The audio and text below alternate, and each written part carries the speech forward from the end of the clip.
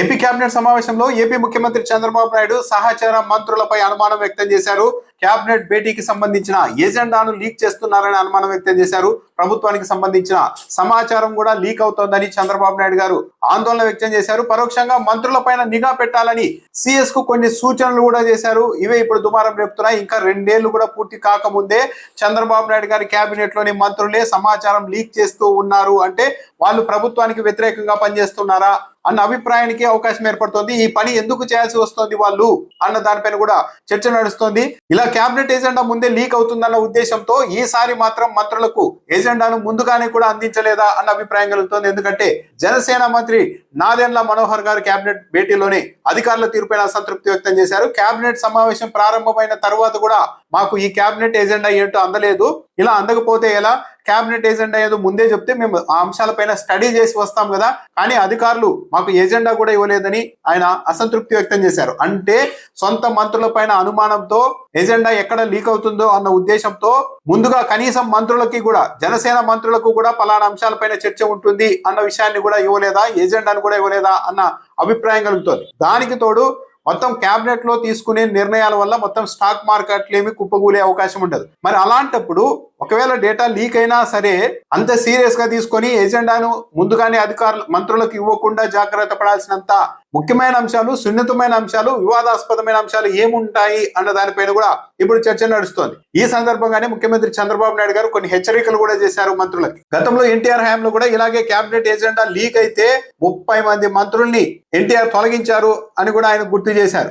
మొత్తం బాధ్యత వహించాల్సి ఉంటుంది ప్రతి ఒక్కరూ, ఇలా లీక్ అయితే మాత్రం మరింత కఠిన చర్యలు ఉంటాయని కూడా హెచ్చరించారు. ఆ పక్కనే ఉన్న సిఎస్ కు చంద్రబాబు నాయుడు గారు చేసిన కొన్ని సూచనలు మాత్రం సీరియస్ గా ఉన్నాయి. ఎజెండాను మంత్రులకు పంపించేటప్పుడు ప్రత్యేకంగా కొన్ని గుర్తులు వేయండి, అప్పుడు తెలిసిపోతుంది ఎవరి ద్వారా ఇదంతా లీక్ అవుతోంది అన్నది. ఇప్పుడున్న సాంకేతిక పరిజ్ఞానంతో ఎవరి ద్వారా ఈ లీక్ అవుతోంది అన్నది ఈజీగా కనుక్కోవచ్చు. కాబట్టి ఎజెండాను పంపేటప్పుడు ప్రత్యేకమైన గుర్తులు వేయండి అని చెప్పారు. అంటే మంత్రులకు పంపే ఎజెండాలో ఒక్కొక్కరికి ఒక్కో రకంగా గుర్తులు వేసి మరి పంపిస్తారా? ఒకవేళ ఆ అంశాలు లీక్ అయితే ఒక పలానా మంత్రికి ఈ అంశాలు పంపాం కాబట్టి ఆయన ద్వారా లీక్ అయ్యాయని చెప్పి ఆ మంత్రుల్ని కనిపెట్టాలనుకుంటున్నారా? అంటే సొంత మంత్రుల మీదే చంద్రబాబు నాయుడు గారు నిఘాకు ఆదేశించారు. ఇంత అపనమ్మకం మధ్య కేబినెట్ ఉందా, కూర్పు ఉందా అన్న దానిపైన కూడా ఇప్పుడు చర్చ నడుస్తుంది. సాధారణంగా ఏదో ఎన్నికల సమయంలో అయితే కొంతమంది మంత్రులు రాజకీయంగా అవసరాల కోసం అటు ఇటు వెళ్ళడం కోసం అవతల వాళ్ళకి టచ్ లోనికి వెళ్ళి ఇలా లీక్ లేదని ఇచ్చారు అంటే అవతల మీడియాకి లీకులు ఇచ్చారంటే అర్థం. కానీ ఇంకా 2 ఏళ్లు కూడా పూర్తి కాకముందే చంద్రబాబు నాయుడు గారు ఏకంగా ఈ లీక్ అవుతోంది ఇదంతా అని చెప్పి ఎజెండాను మంత్రులకు ముందుగానే ఇవ్వకుండా జాగ్రత్త పడేంత స్థాయికి వెళ్ళిపోతున్నారు. అంటే మొత్తం ఏం జరుగుతోంది ప్రభుత్వంలో అన్న ఒక చర్చ కూడా నడుస్తోంది. ఈ కేబినెట్ సమావేశంలోనే ఏబిఎన్ ఆంధ్రజ్యోతి ఎండి వేమూరి రాధాకృష్ణకు వైఎస్ఆర్ కాంగ్రెస్ పార్టీ నాయకులు ఇచ్చిన వార్నింగుల పైన కూడా కేబినెట్ చర్చించింది. ఇది కూడా ఒక అసాధారణమైన పరిస్థితి. నిమ్మల రామానాయుడు గారు ఈ అంశాన్ని ప్రస్తావించారు. మాజీ మంత్రి కాకాని గోవర్ధన్ రెడ్డి వైఎస్ఆర్ కాంగ్రెస్ పార్టీ అధికారంలోకి వస్తే వేమూరి రాధాకృష్ణ కొత్త పలుకు కాదు, అసలు పలుకే ఉండదని వ్యాఖ్యానించిన అంశాన్ని కేబినెట్ ప్రస్తావించగా ఈ అంశాలు, ఈ వార్నింగులు తమకు అనుకూలమైన మీడియా మీద చాలా తీవ్రమైన ప్రభావం చూపుతున్నాయని భావిస్తున్నారు ఏమో గానీ కేబినెట్ అయితే చాలా తీవ్రంగా స్పందించారు. ఇలా వార్నింగులు ఇచ్చే వాళ్ళపైన ఇంకా చాలా కఠినంగా వ్యవహరిస్తామని చంద్రబాబు నాయుడు గారు హామీ ఇచ్చారు. అంటే ఈ వార్నింగులకంతా మీరేం భయపడాల్సిన అవసరం లేదు,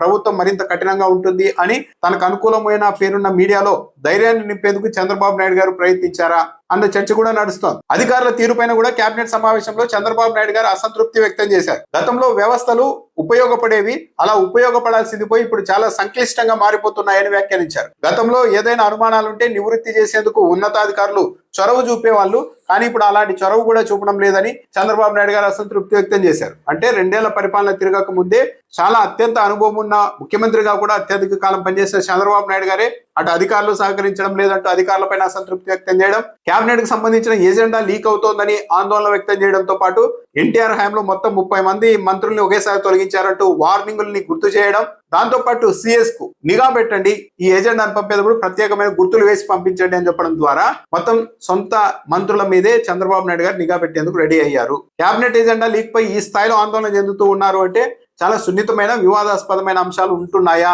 అన్న దానిపై చర్చ నడుస్తుంది. సాధారణంగా ఈ మధ్య కనిపిస్తున్నది ఏంటంటే కేబినెట్ భేటీ జరిగితే భూముల కేటాయింపు మీదే ఎక్కువ నిర్ణయాలు ఉంటున్నాయి. ఈ భూముల కేటాయింపులపైన రాష్ట్రంలో పెద్ద వివాదాస్పదమైన అంశంగా మారిపోయింది. సో కేబినెట్ భేటీ ఎందుకు నడుస్తోంది, ఎవరి కోసం నడుస్తోంది, ఏ అంశాలు చర్చిస్తున్నారు, ఎందుకు ఒకవేళ ఆ ఎజెండా బయటకు వస్తే ఈ స్థాయిలో చంద్రబాబు నాయుడు గారు ఆందోళన వ్యక్తం చేస్తూ ఉన్నారు, అవన్నీ కూడా చర్చనీయాంశాలే.